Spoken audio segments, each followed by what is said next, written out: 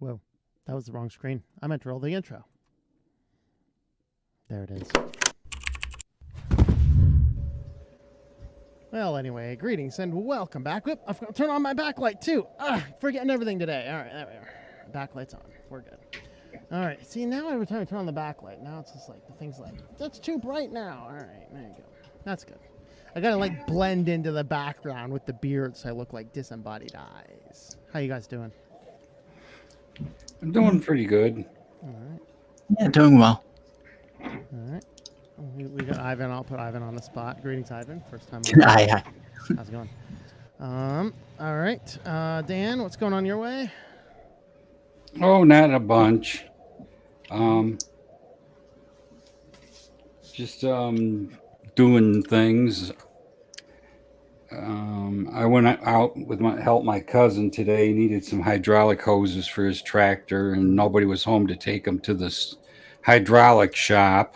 Nice. So I went and picked him up and gave him a ride over there so he could get some hoses made. Oh, nice. Yeah, my brother had to get his brakes on his car. And he's like, it cost me like $800. You have to custom build a hose. I said, dude, last time I had a brake line go out, we went to the hardware store and picked up some hydraulic hose for like $10 and bent it with a pipe bender. Worked for another 50,000 miles too. Tech, how's it going your way? It is going, fam. Sorry about no camera. I've kind of been in a rough day, and I've got it somewhere. I just don't know where it is right this second. Like, my brain's out the window. And you don't have like the Jitsi thing either, so you're just a black screen. Nice. Yeah, super incognito, fam. How's it going, Selby? And I don't know, like all my cameras are not working. I don't know why. I actually have good internet where I'm at, but anyway. The dark phantom. Yeah, so. Yeah, I'm doing fine. I think I had the coof last week, but I'm not sure, and I'm not testing to find out. Yeah, I wouldn't do it either. I wouldn't do that either. I did find out the other day that the only legit person I know of that actually quote unquote died of the coof actually quote unquote died of medical mistreatment. Like that's not good. And of course, all the hospitals. I believe they call it medical malpractice. Yeah, I don't want to talk anymore about it on stream, but it's very interesting. Yeah, there's a difference between living with something and living of something. Yeah. It was very interesting. Basically, the hospital gave him drugs that they explicitly rejected, and it destroyed his organs, and that's not good. Not good at all. Allegedly. No. The actual medical doctors in the clinic they went to next kind of confirmed that. and the lawyers. I was just trying to play like legal CYA for you. I mean, it's your butt, so whatever. Yeah. I know. Yes, allegedly. Yes, all allegedly. Anyway, enough of that. Cat mooning alert. Yes, the cat did moon everybody. Looks like Mark is caught up in the whole 4G LTE stuff. Oh, yeah. If you guys did not see, Rob Braxton did a wonderful video breaking down a lot of that stuff. I think today he released it, and it was really good. I did one, of course, was it last week or 2 weeks ago on the same thread. I did mine rambling in the middle of the woods with Bigfoot. He actually, in a studio showed us all the bandwidths and stuff I was mentioning, and he did a better job to illustrate a lot of what was going on. And that's exactly right. I mean, they're not just like, hey, your 3G phones will stop working. No. Brand new 4G LTE phones are stopping working in many networks. So I go in fact, on that, I talked about my friend's phone, and he's going to switch or has switched to Mint Mobile. He has everything, but he couldn't get into his AT&T account to verify it. So we go into the store, right? Into the corporate store, and we go in, and he's like, I need to get into this because this isn't working. The guy's like, well, if it's an unlocked phone, it's international. It doesn't work on the network. It doesn't have the LTE bands. I said, sir, that's not true. So unlocked does not mean international. So I go out to get a phone that I know will work on AT&T's network from the van, and he's telling my friend, this guy doesn't know what he's talking about, blah, blah, blah. It's like, dude, you are a front-end cashier at AT&T, okay? You, sir, don't know what you're talking about. I actually looked up the bands that you operate and the bands on that phone. Trust me, they're there. And lo and behold, after reprovisioning a new SIM card, it worked on AT&T, but that was the phone that kept on telling me it wouldn't work. You need to buy a brand new flagship phone. It's like... yeah, leave AT&T, please. Yeah, we had. Well, you know what AT&T really stands for? American Thugs and Thieves. Yes, pretty much. Verizon has taken, because my backup phone for my internet, for my van's internet, is a Verizon line, and they keep on sending me a letter every single month like, your phone is not supported when you shut this off. It doesn't have VoLTE. I'm like, dude, it has VoLTE. I've been using it all for the last 3 years on Mint Mobile. I know my phone is supported by your network. Well, no, I'm not buying a brand new flagship phone from you. You can shove your letters where the sun don't shine. We had a few news stories in Norway too about brand new Samsung phones that don't work on the 4 and 5G network. And there is a few people who there's a few papers who wrote a story about this one guy, and then earlier today I read a story about someone else also having this problem. So it's something is up with some of these new phones. Mm-hmm. Yeah, it's crazy. It's like, I don't know what in the world. And also they'd be like, well, you got this new fast 5G. Cell carriers. Let me get this through your head, all right? We do not need to download a 5 gigabyte movie in 3.2 seconds. Okay, we don't need to. We need to work Well, with you do. You just don't realize you need to. All right. I guess that's the case. Anyway, Faisal keeps on retracting his messages. Are you compromised by the FBI right now? Blink twice if you're okay, Faisal. Okay, you keep on retracting your messages there. So just had to be sure of that. Yogi Man, greetings. Razzle Review, hello there. Fedora 35, let's see. Tried Fedora 35, everything XFCE, and didn't like it. All right. Dean Myers, greetings to you. Chris says, hello, all humans. Greetings. So how about aliens? You're not talking to the aliens? You're not saying hello to us aliens? Come on, man. I'm feeling left out. Talk to the aliens. That's right. That's right, indeed. Going outside for a computer build. Help that my eyes aren't as good as they were during 2005. Yep. Let's sow branding. Let's sow branding. All right. Let's see. Running MX Linux portable SSD. There you go. Good messages, so no need to spam. Yes. Anyway. Yeah, so today we're talking about solving our computer problems. Because after 2 sleepless nights, I did finally get some old software running on that stupid Raspberry Pi. Took a lot of creative ingenuity, but I got it working without having to rebuild my software stack. We're going to talk about that and the steps we took to do that, and just some general tips. So if you guys have help, and whether we are looking at some computer issues or phone issues or Windows or Linux or Mac, we're going to talk. And today our plan is to give you some tips on how you might solve your own computer problems. And I have no idea why nobody's cameras are working today, but maybe we'll see the guest at some point in time. Maybe it's the camdemic. It's the camdemic. That's right. We have a pandemic is here. So does anyone want to jump in with any fun computer issues? I can start. Let's start with we're going to start with fun computer issues you've had, and then we're going to do a segment on the steps we might take to research what we need to do and things like that. So go ahead, Sylvan. Yeah, so the only thing that comes to mind for my end is I have a little brother who he's 2 years younger than me. He is computer illiterate, so he uses the same Linux distro as I'm using because he wanted it for an old computer, and he was so happy with it that he still uses it to this day. But whenever he needs something fixed, I can't drive 2.5 hours to his house in order to fix something. So before I handed over the computer to him, I made a shell script and gave instructions that opens every time he opens a terminal. Then it says type this, and so I have an account, a login account on my server that he logs into using SSH keys. So no password in order to log in. And that opens a remote tunnel from my server into his system. So I'm doing a remote support from my brother, and the only times that he really needs me to do this is when he has problems with his printer, and that's a rare. That's not happening every year, but it happens every now and again, and it usually is me logging in and restarting the Cups daemon. So Yeah. Solving problem printer. I think I need to go fix a friend of mine's printer too. That sounds fun. They're on like Windows. I don't even remember. Can't remember how to fix printers on Windows anymore. I can't. Don't just disconnect it, and that's it.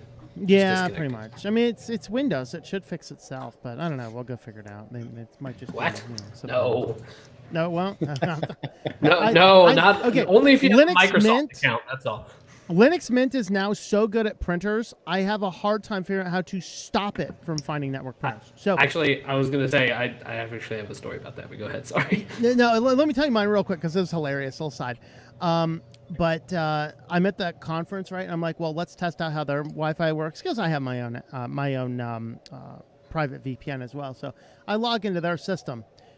For whatever reason, they have to have about 5,000 printers hooked up to that Wi-Fi network that they give to random strangers. I'm like, this is dangerous.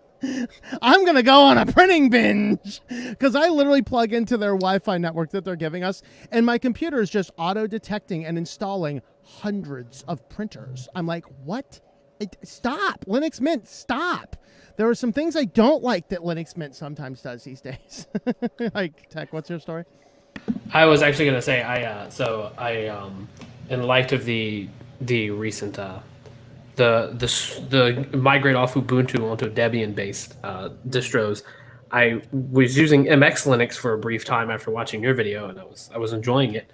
And then I started having a lot of issues with the Wi-Fi, and I couldn't get the Wi-Fi to work. So I said, you know what? I said, I'm just going to go back to Linux Mint. Like, it seems to be like my fallback. Like, I'll use something for a while, and then it makes me mad, and I just go back to Linux Mint. So I went with Linux Mint Debian Edition. And as soon as I got it set up and I got my Wi-Fi connected, it found my printer. And I was like, oh, yeah, I forgot that works that way. Stupid simple. So it was my whole MX Linux issue. I figured that out way later, I think. How old is your laptop, or what computer you're using that wouldn't work with Debian? It's not that it didn't work with Debian. It was I put MX Linux on here. It's the same laptop I'm talking to you on now.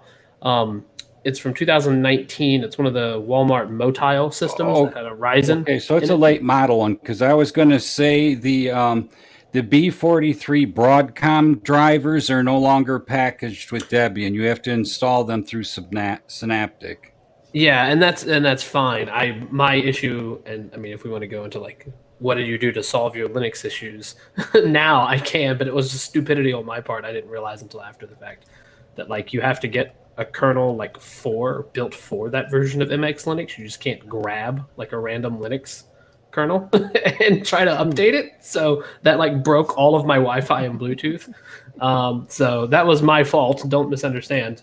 Nothing but love for MX Linux. So well, you can get the Slackware huge kernel. It has absolutely everything in it. I don't need all that in my life. I'm gonna be honest with you. Like I'm pretty good with my like 2 gigabyte LMD install right now. Yeah, there you go. But the printer story reminds me of I mentioned a week or two ago that I was configuring a laptop for a refugee from Ukraine that my family is hosting.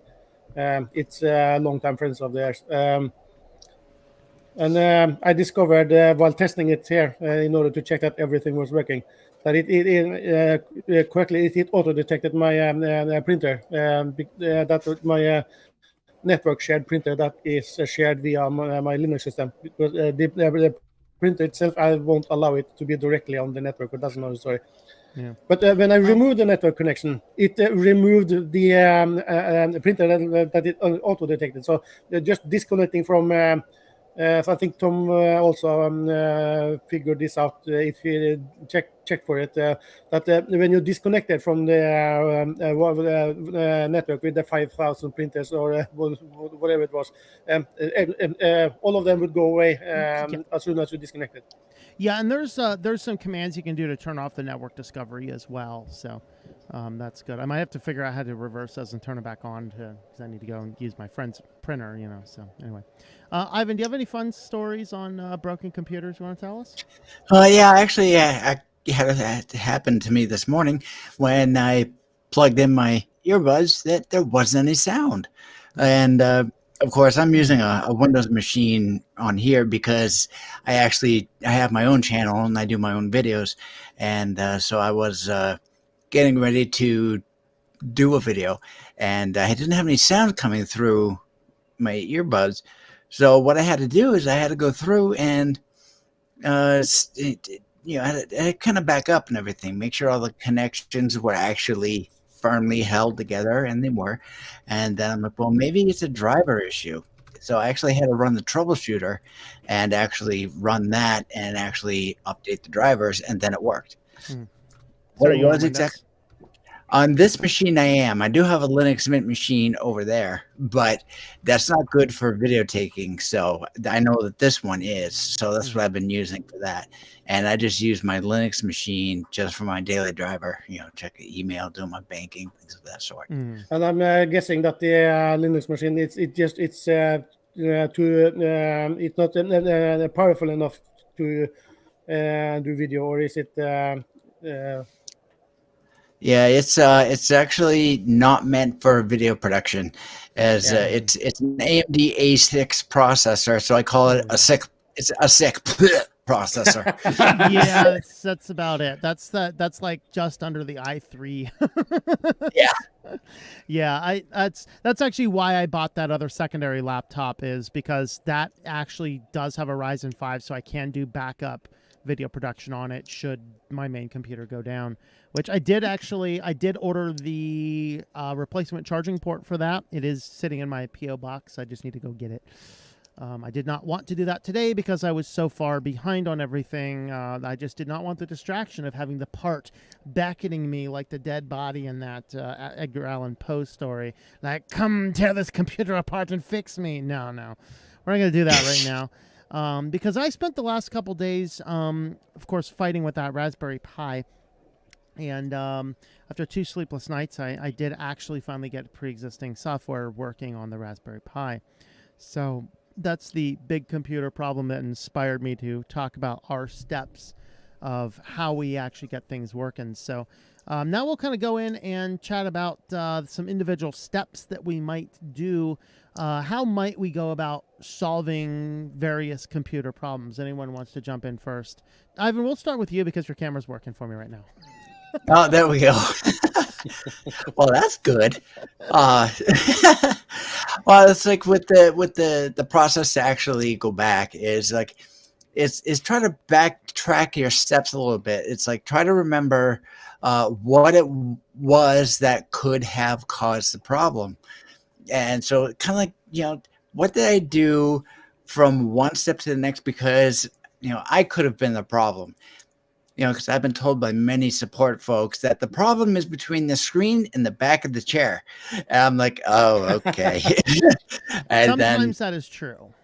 Yeah, sometimes it's true, but there is the occasion where it's not true. And when someone says, well, my internet doesn't work, well, sometimes that is true. And there's something screwy going on that caused it. So it's like, backtrack your steps and just like, well, all right, how did I get to this point? What was it like when I started? What did I do first? What did I do second? And like, try to keep, try to keep track or remember what happened after each part of it. And sometimes having to find a tutorial or something like that may be necessary, or actually calling in someone that knows a little bit more. It might actually need to be done, but it can be figured out. Yeah. Who else wants to jump in next? Nobody else's camera's working right now, so. Well, usually with Linux problems, if it's something from a fresh install or something like that, and you didn't break it, or even if you did break it, sometimes spending some time, I don't want to say the G word, but I don't even want to say the D word, but the search page, start page search. The start page search. There you go. Yes. There's Brave Search too. We have two somewhat good search engines right now. Okay. Well, I find that the start page one actually turns up more results for the issue you're having. And you can usually find somebody else that had the same problem in a forum somewhere that pops up. But when you go and take this route, take note of the date of the web page you're looking at to see how old it is. You can get tricked into doing something that worked 20 years or 10 years ago that does not work today. But that's usually my first choice for weird things. Now, I had another weird thing, and it was due to the fact that I acquired another laptop.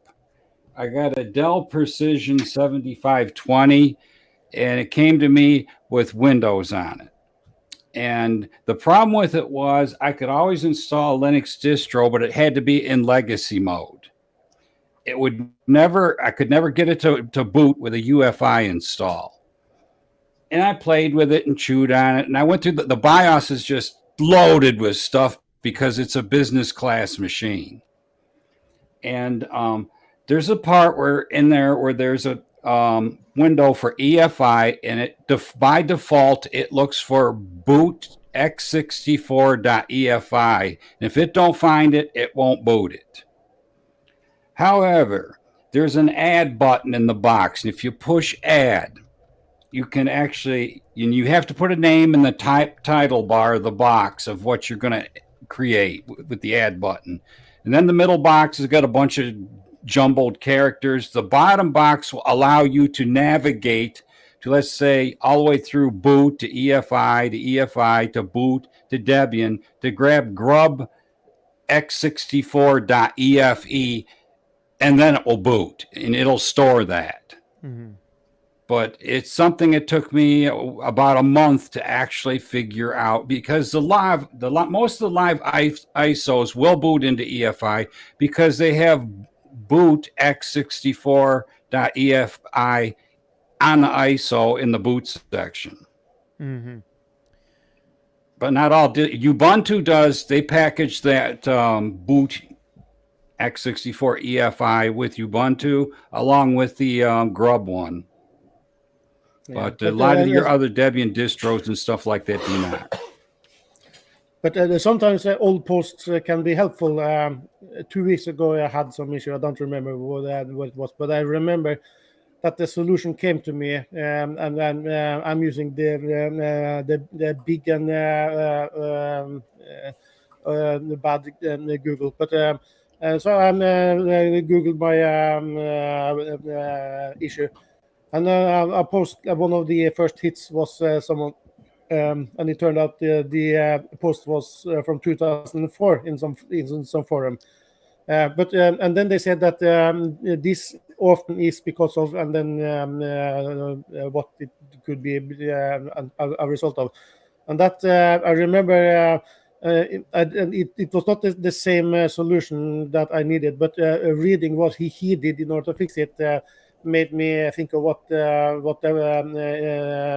had to do, and I remember it worked after that, and I still don't remember what the problem was. So it wasn't a big issue, but so old posts that are archived and are still up can be helpful still. Mm-hmm. Well, the problem I had with the boot was something I didn't discover online. I had to work it out through tinkering with the BIOS. Yeah, I had at one point in time, I was experimenting with like a little tablet PC type thing, and it had a 32-bit bootloader and a 64-bit operating system, and there was no good way to handle that at that time. It was a long time back, so I ended up grabbing a Debian 32-bit bootloader, extracting the bootloader specifically and refusing that onto a 64-bit operating system. It actually worked. It was pretty good. But sometimes you just need to tinker with stuff like that. And that's sort of what I did to fix that Raspberry Pi issue. I don't know if anybody wants Yeah, it to jump already in. don't work. What else can you I know, right? lose? Hey, I have backups of everything. I made a backup of the card before I tinkered with it so I could restore it back, getting it working. All right, let's play now. But there's This also time I had put the SSD together all manually by scratch before tinkering with the BIOS, so I knew everything on it was for EFI and had all the flags. Yeah, there you go. Sometimes there's an advantage to finding those old Linux distributions like Void that still force us to do that, so we can keep present on how to actually create a bootloader manually. Tech, anything to jump in for just tips on fixing stuff? If you've got a laptop, and I've seen this way too many times over the years working with the public, and it doesn't power on, and this can happen with desktops as well, where it seems to get power, but there's no kind of video coming out of it. Mm-hmm. For a laptop, take out the power cord and the battery, and then hold down the power button for 15 seconds. On a desktop, take out the power cord and do the same thing. Mm-hmm. And this will force all the capacitors in the system to discharge and then hook it back up. And I can't tell you how many times like I have fixed people's issues with just that 20-second fix. Yeah, So it's a really simple thing, and it's not something that's discussed a lot on the internet. I don't know if I just like I don't know how I ended up being like the guy that figured this out, but it has saved many a folk a huge bill. Yeah, there's some manuals will discuss stuff like that. Like I think my board actually has a jumper. I can combine together a jumper, which will effectively do the same thing. I don't remember where it is, but I'm pretty sure my board has one such jumper on it. The most exciting for me fix that I did, I think, is 25 years ago or something now, or maybe even 30 years. I was visiting some old friends that I grew up with, and they had an old radio, the kitchen radio that didn't work anymore. So I asked if I could take a look at it, because it was an old radio. It had some sentimental value, so they didn't. They couldn't just throw it away. So they had some screwdrivers, and I opened the screws and opened the back and opened all the screws that held the main board in order for me to get access to. And there is one screw that I can't find, so I can't open it. And I spent 10 minutes looking for this, and I still can't find it. So I gave up, and I put everything back together, and it works. And I did nothing else but opening and closing. And don't you hate them kind of things? See, moral of the story: if all else fails, just open it and close it. Who knows? Maybe it'll work. Yeah, you could have saved yourself a lot of trouble if you'd have smacked it up against the wall a few times. Yeah, probably. Another great like little tip that just seems to be magical and a random success rate. Just leave it alone, like for an hour or two, and come back. Don't do anything. Yeah. But there's one problem with, especially on Linux, that I have that has largely gone away. It dawned on me just a couple of weeks ago when something happened. File system checks is almost nothing of the past. When especially after the power loss or the system crashes and you have to reset it. Just 10 years ago, you often had to.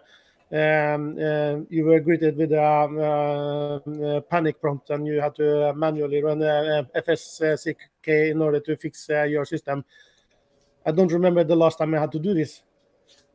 I actually have when my one hard drive crashed in my media PC, that was kind of the problem. It had to do an FS check, but for some reason it couldn't. And so I could actually boot the computer if I could bypass the forced FS check, but I couldn't actually boot the computer because I could not find a way around that FS check. But I was able to reinstall the operating system and migrate literally the rest of the hard drive over. So it's like something in one section was messed up, and I don't know, it was weird. So it's whatever. We have an FBI agent joined on. Greetings, FBI agent. Cameras off, microphones off, just sitting there listening to us. How's it going? Anyway, any other fun stories before I get into how I fixed the Raspberry Pi? I had it's always interesting working with the public. I had a guy come in where I was working at Geek Squad, and we were kind of like on the edge of town, and out beyond us was just like Hickville. No offense to this guy or any of my Hick brothers, it's just that's where we were. And this guy came in and he brings me his laptop, and I said, "Hey, how you doing?" Talking to him for a second. I said, "Well, what's going on?" He goes, "It failed," and I was like, "Oh, okay," So like I pulled the laptop on the counter, I opened it up, hit the power button, and it didn't do anything. And I said, "Well, yeah, it looks to have failed all right." And he goes, "No, son, it failed off the counter." Oh, it fell. It fell. So that's just a funny one. There wasn't really anything to do with that except get him another one, but Yeah, pretty much. I've had that happen before where a laptop for some reason fell off of the counter and it just went face first into the floor and it spread eagle and it was done. The screen was shattered and everything. Yeah, the good thing about the screen shattering is usually they're $50. Yeah. So Raspberry Pi, what did we do? Well, first and foremost, I need to do an updated video. I'll probably do it sometime within the week or so, because it's not actually the layout of the boot partition that's actually the problem, I found out. I made that assumption because every disk that I had that worked had a boot sector that that was just the root and the boot and the root. But I found other operating systems as I kept on experimenting that had the same layout. So I was like, well, what if we just transfer the recovery partition? Well, you can't do that. Recovery partition on the new version is 3 gigabytes. The old version is 500 megabytes. So you couldn't do that. And so I looked at moving just the boot partition. It was 1 kilobit larger than the old one. And no way to resize it because it's stuck within an extended partition. And if there's a way to adjust that thing's size, I don't know what it is. And so I finally said, okay, what happens if I create a new card that is very similar to the old one and then take the root partition for the old card and put that onto the root partition to the new card? That seemed to solve the problem because the root partition now, or the boot partition, is able to boot into the system. All it's doing is telling you where to boot from an operating system. So the problem apparently, like, it's not the booting necessarily, it's what's on the bootloader, but you just can't get that bootloader onto the older cards for whatever reason.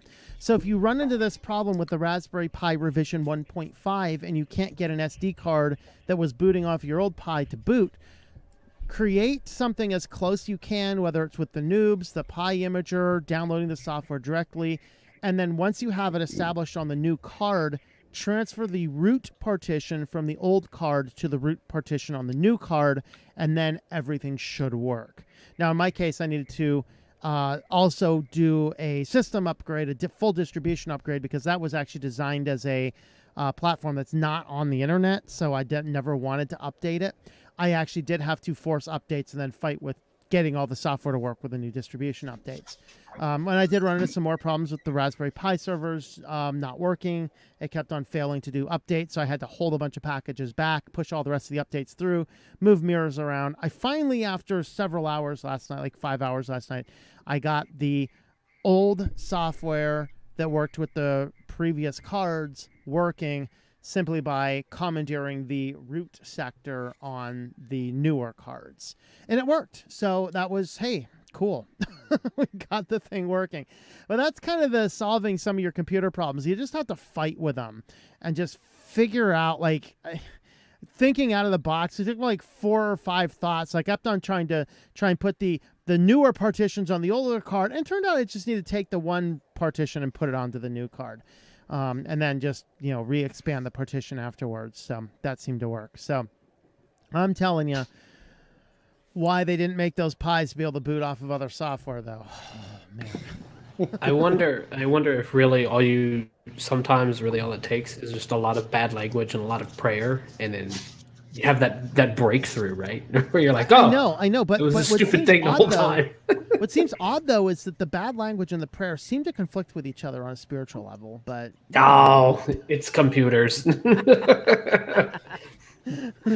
Pray to the Stallman. Either that, or you it's call not in against one his of them. religion. One of them, call in the old Ernest Angel. He put your hand on my hand on the computer monitor. Bad computer demons be gone. And the You gotta remember the AI doesn't have a soul. Yeah, this is true. This is very true. Archangel Linus. Yeah. So, yeah, sometimes that's it. Just it's playing around with stuff. And here's the thing: if you want to learn how to fix computer problems, guys, get yourself an old computer and break it. Not like physically break it, just software break it. So figure out how to fix it. And when I was first got my very, very first computer, didn't know anything about computers, and I did something that messed up something in there, and I figured out how to, like, wow, you can update the drivers and make stuff work. That's cool. Because, I didn't know anything about drivers or anything like that. I was able to get my computer from 256 color to true color. True color, guys. Now we're talking the late 90s, so that was actually impressive. Back in the day, it made a lot of difference. Yeah, I'm telling you that. But anyway, so the advancement from CGA to VGA was a big step. I'm telling you.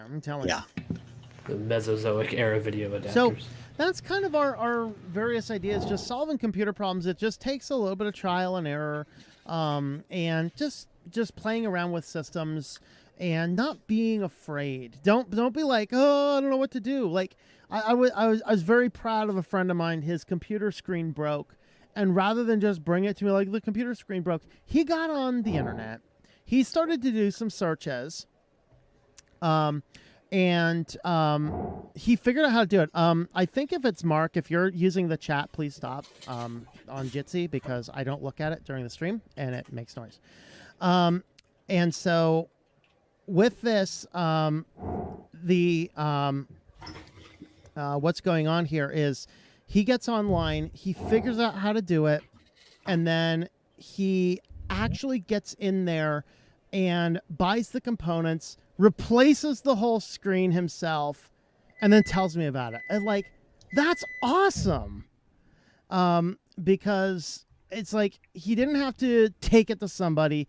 He just got on the internet and figured it out for himself. And that is what we all need to do. Just get online and figure it out. You'll be so much better for it. Yeah, I got a number of antique MP3 players that I've actually taken apart and put new batteries and stuff in them. I got like 3 or 4 Microsoft Zunes, from back in the day. I have to keep a VM available with Windows and the Zune software to load them, but they still work. Yeah, I wanted to get one of those back in the day. Now I just use those like $30 SanDisk ones. They're not amazing, but they're like disposable. I always resort back to my iRiver box because it's 100% Linux compatible. Yeah, I like the old Arcos. Those were the best. You can just copy your junk right into its filing system, and it's right on the menu on the device. Yeah. Let's see.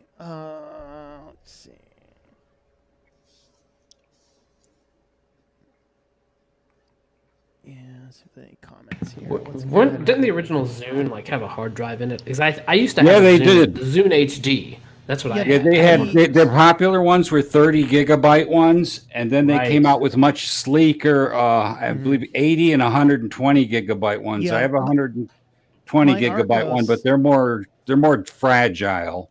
Yeah, my Arcos had an official laptop hard drive in it. It was like revolutionary for the day. These that were in the Zunes were not like laptop hard drives because they didn't have the pin connectors that went on them, and they were slightly smaller. They had a ribbon cable lock that you folded down to transfer the data to the device. Yeah, it was a type of ATA adapter, not SATA, but just ATA or PATA. Right. That was a 1.8 inch drive. It was I remember those now. I think the Zune HD actually had solid state storage though. I got some in boxes. You could actually buy a box off of eBay with the UBS cable and adapter and it had a little circuit board in it. And you just hooked up the drive to it, put it in the box, and then it became a portable hard drive. Yeah. I think I have one SATA to USB. I have an IDE to USB as well. I need to get like a 3.5-inch floppy to USB or something to get those things off my that one USB drive. I have a floppy drive. I'm about to scrap it. I don't have an adapter to use You'll it need that for anymore. the apocalypse, sir. So don't do that. Yeah, we might. I don't know. Floppy could would be use the it to first to go in an EMP storm. Yeah, If you use it to use throw it at a to, Russian tank, it'll be effective. yeah, I was going to say that. Yeah, Oh, let's hello, see. Mark. So Peter here says, see the okay. So he says, I see your Raspberry Pi rent. At least it's clear it is another version. No, it is not, and that is the problem. There is nothing on the Raspberry Pi to indicate it is a revision 1.5. Nothing on the board, nothing anywhere. You have to find out if you go into Raspberry config. You can see it at the top. You can go ahead and see it in the top up there, or you can run a system command in the terminal to see what revision it is. Don't you just hate it on the Raspberry Pi that indicates it's a 1.5, and for whatever reason, the 1.5s are not necessarily back compatible with the 1.4s and earlier. Don't you just hate it when you buy something and it's not what you expected or wanted, and when you finally open it and start playing with it? I'm not going to complain that much, though, because it is extraordinarily hard to find Raspberry Pis, and I'm just very glad I found a company that sells Pis. Because if I didn't have a weird niche situation, it would be perfectly fine. Because in my instance, what I'm working with right now is I just needed to make sure that if I have a Raspberry Pi that goes down and I'm in the middle of a desert, I don't have to hunt down another Raspberry Pi, because I have a bunch of Pis built into the walls of the van that do critical components. Your Raspberry Pi runs your dividing rods I know, right? to find water. So I need to have things working, and so I'm a little bummed that it won't work directly with that. And so with all of that, it's just like, it's annoying that it doesn't. But I'm not going to complain that badly. That's kind of like the laptop I was telling you about. I bought it from PC Liquidators, and it was marked as a grade A laptop, and I assumed that by their description it had a webcam built into it, but it does not. But the laptop is in so much like brand new condition. I'll just live without the camera and maybe plug an external one in it. Well, that's better anyway. I'd rather laptops not have cameras built into them. So for whatever it's worth, my last job, 75 you had a 7520. That's what I actually had, and that's what we issued to our employees at my last job.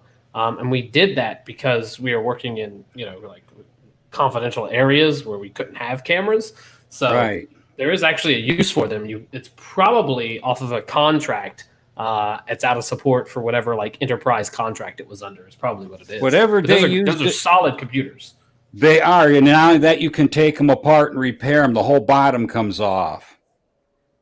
It's an excellent machine, although it weighs a nice sturdy 7 pounds. It's pretty heavy. It's pretty hefty, that's for sure. It doubles as a weapon, and if you open the lid, it also goes into boomerang mode, and it'll come back to you. Well, if you throw one of those at a Russian tank, you might hit 2 of them. Yeah. So speaking of computer problems, I think Mark can contribute. He had some troubles getting on.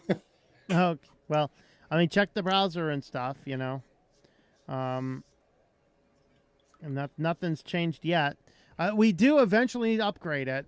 Since I'm back here in Pennsylvania right now, I don't actually need to use it on Sunday, so I might be able to invest the time to upgrade the server sometime soon. As long as I'm not near a Thursday, I guess we're probably okay with that.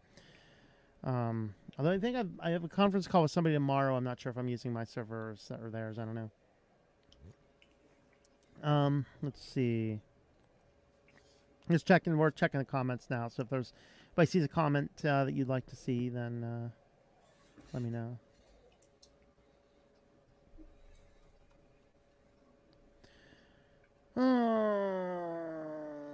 Just kind of The thing about computer problems is that the computer came along in order to help us solve our problems, but yeah. often the computer is the problem. So is it like an Inception moment if we have to use our computer to solve our computer problems?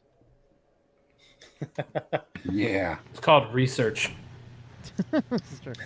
Yeah. Of course, I love it. I love it with like Comcast internet, right? If your internet's down, you need to log into their website to see if the internet's down. Yeah. Dude, that's so. I hate that. They're like, I'm having Yeah. internet issues. Well, you can log in to our website. It's like, what? That happened Like, to I Just remember take a minute, think Does about it work now? your troubleshooting. I remember don't 23 worry. years ago when I got my internet connection, after a few months, I browsed the help pages of my service providers Very just to possibly. read what was there. And one of the help sections was that if you have trouble sending email, then you could send an email to the help desk and ask for. Great. How's it going, Mark? We can actually hear you now. We can see No, you too. can't. I don't believe it. Whoa. Yeah, I just got to check them browsers. Yo-Yo Man, always keep a copy of the command line.txt and the config.txt to copy across new cards. Yeah, so that's one thing you can do on the Raspberry Pi. Yeah, try that. No, it didn't work either. It's like I literally tried everything people are saying to fix this stupid Raspberry card. Full distribution upgrade, that'll do it. No, it doesn't.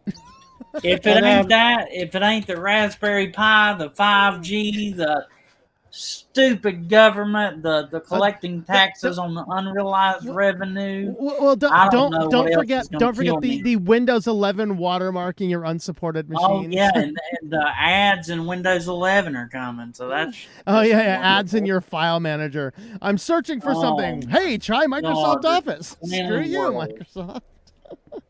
Yeah, it's clown world. It's. I feel like I should be wearing a painted face and a rubber nose.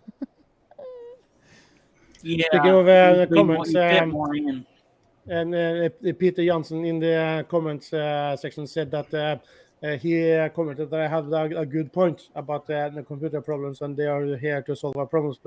And he said that, but we like those problems which we create for ourselves.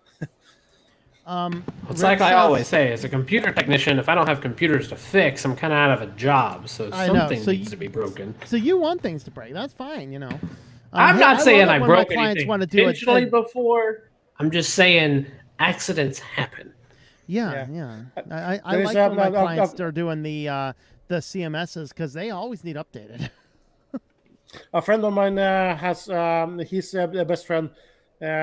He used to buy old cars in order to fix them up, and he commented that if this friend of his buy a car that doesn't need anything fixing, then he almost cries because there's nothing to do. No. Let's see. Rick says, when I started IT 30 years ago, I learned that demonic possession was a valid diagnosis. That's true. You can buy cars around here to fix up, but the problem with that is the ones that are for sale that need to be fixed up, you can't find parts for them anymore. Yeah, pretty much. Calvin from Some New Zealand. days I wonder if this house is haunted because I've had the weirdest problems with the audio and stuff. But sometimes even in Firefox, Jitsi will work now, but sometimes if I bring it up in the right browser and I do everything correctly and get on the Jitsi server. Right now it should be Firefox because depending on what versions of Chromium you have. Well, I know, but in the past it's like giving me issues. Jitsi hates me. Zoom hates me. It's not just Jitsi. It's not Tom. Maybe it's just you though. I think I've just got a bad juju about me or something this week. Maybe it's your internet connection. Yeah. Heck if I know. Internet checks out perfect on the Deco app on my phone because I have to use this stupid app.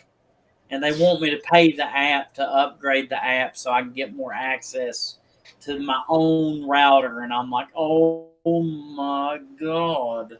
16-bit color I'm video sorry. graphics industry My nerds. gosh. Yeah, remember those?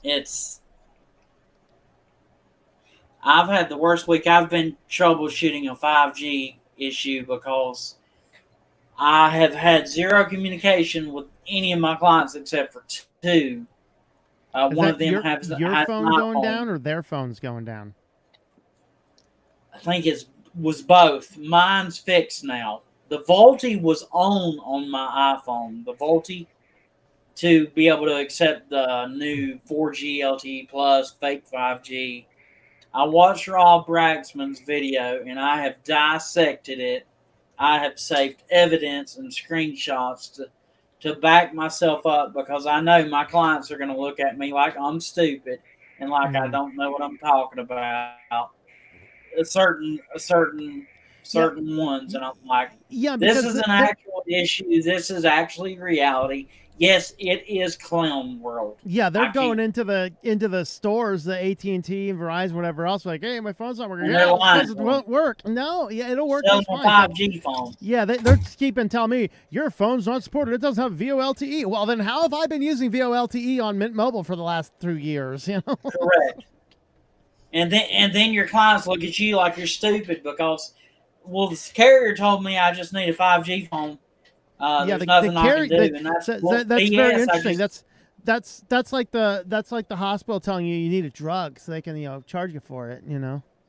Yeah. It's, well, and there are reasons for medications that people like. I take daily medication, but at the same time, pharmaceutical industries are the worst for putting a lot of pressure on these doctors to push pills. Yeah, I remember Michael Moore's documentary about the medical establishment. One story that they told, there was someone took some medication for something, and they had 24 other medications in order to deal with the side effects of the first one, and the drugs and so on and so forth. Yeah. Mark, about all this clown world stuff, Razzle Review says that's insulting to clowns. That's what? That's insulting to clowns. What was insulting specifically that I said that was insulting? I know it's a joke. Referring to this whole world as clown world is insulting to clowns. Just telling you. That's a fair statement, sir. Yeah. Quit Linux Mint when At they this drop their point, KDE. that's fair. Yeah. I think clowns are creepy. I'm not quite down there yet. How's it going there, DistroTube? Greetings. How are you? The tube is in. DistroTube. I'll be right back. I'm sorry. Got to get food. I was a musical clown for 6 months with the Ringling Bros. That's cool. Yeah, my mother's current boyfriend ran off with the circus when he was a young man.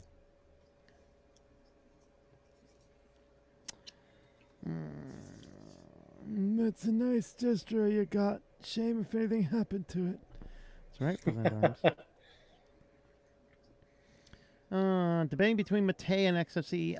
Of those two, I like XFCE better, but I'm not a huge fan of either one. I mean, I use XFCE more because it's kind of like the default distro for, default desktop environment for a lot of distros, but I'm not a huge fan of Mate for some reason. Change my mind, somebody. Why should I like Mate? I only like it for the nostalgia of like the GNOME 2 days with the way the icons were and like how things were laid out. So I have no real love of Mate, but other than that, it's just nostalgia. If you install that being said, I'm running this default Cinnamon on this newest Linux Mint build that I'm running. So yeah, if you install the Mate tweaks, you can make it almost look and work like Cinnamon. It just will look like an old 57 Chevy. Yeah. Jeffrey, there's remember the first default basic program that will access Pies without booting into it. You can use it to solve issues. Not this issue. Well, trust me, guys. I did everything on this stupid Raspberry Pi.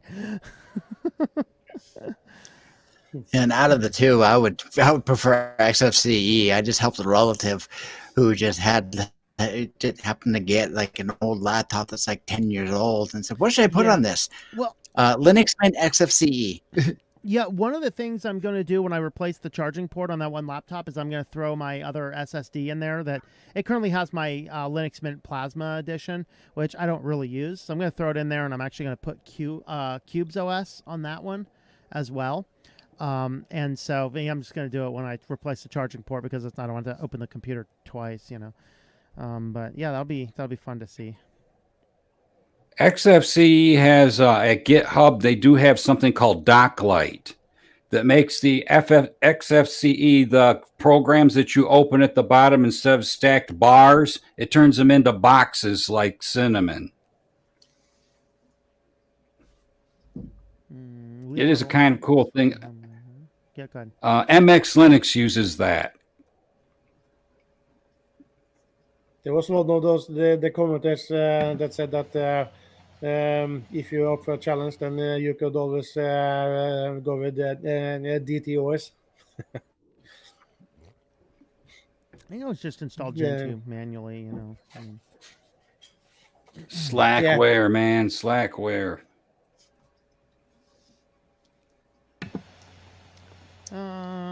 Looks like I got about to the bottom of the comments, so we'll go ahead and wrap this one up here.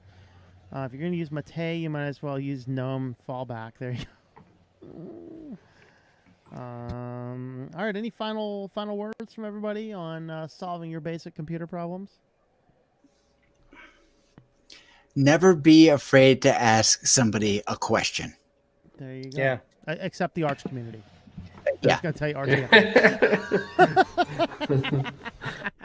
I would say do some searches. Wikis can be your friend. The Debian wiki I find is really good, and they get into a lot of different subjects.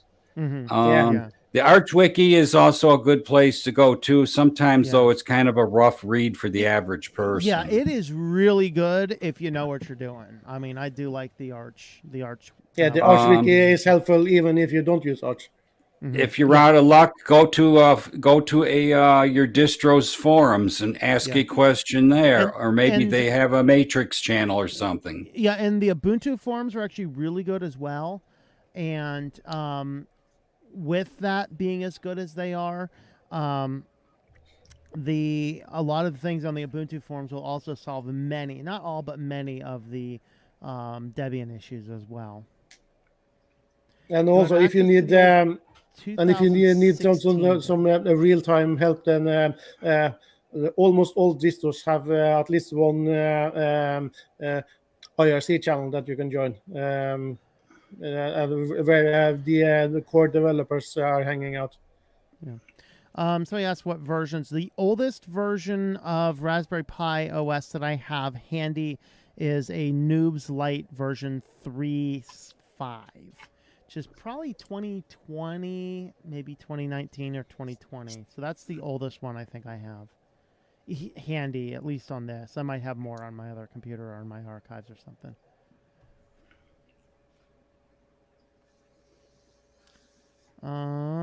Tech, any final thoughts? Yeah, I mean, I think the asking clarifying questions to whoever you're trying to assist, you know, I always come at it from like a customer service, like troubleshooting perspective, because that's a lot of my background, but just ask as many questions as you can. And as you gain more information, just cut it down, narrow down and kind of hone your questions more towards the issue. Sometimes folks like to get real chatty and tell you a lot of different things. But you got to be able to kind of sift through the information overload and get to the heart of the problem. So questions, getting them answered as best as possible are always great. So I really like that answer a lot.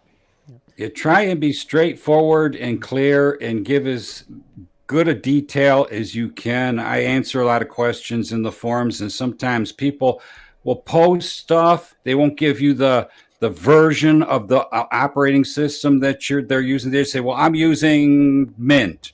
They won't say which one, you know. Mm-hmm. Add all the details you can. It helps us guys in the forums to answer questions, to figure out what you're really dealing with. Yeah, that's true. We do have a good one. Do you know why Will Smith hit Chris Rock with an open hand? Because paper beats rock. Yeah, I saw that one. That's a nice comment. old version of Raspberry Pi OS should work on all Pis. Nope, not version 1.5, my friend. The only thing that works on version 1.5 is something that is brand new, like within the last year. Anything within the last year should work on the revision 1.5. Anything older will not explicitly, and that's the part where what are they doing? Let's see. Manjaro Pi should work on Pis. Yes, the Manjaro build was the one that worked on all of my Pis. The Manjaro build that I have is able to run on the revision 1.5.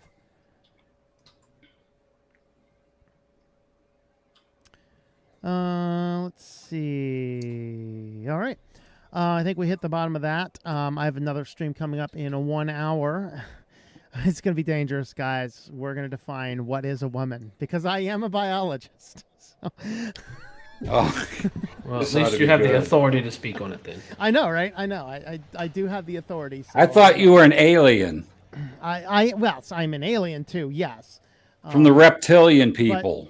But I am an alien, but I mean, I wait, did hold on a my minute. alien training in And the cat's your handler. Human biology specifically. Yeah. Well, that was I'll say. Hang on a second, Tom. If you're an alien and you're an expert on human biology, that makes you a xenobiologist. I am a xenobiologist. Yes. Right. We're an alien species to you, right? So. Correct. Yes, you are all aliens to me. And I am an alien to all of you, but I am a xenobiologist, and also other stuff as well. So, anyway, if you are interested in such things, if you would find that horribly offensive, or whatever else, we'll just see you tomorrow for the weekly news roundup at 9 on this channel. But if you'd like to see a biologist define what is a woman for all of the people online who cannot figure out what a woman is, I will be talking about it over on my Christian channel today. Anyway, with that, I think we'll go ahead and wrap this one up here. So thanks for watching, everybody, and we will see you guys next time.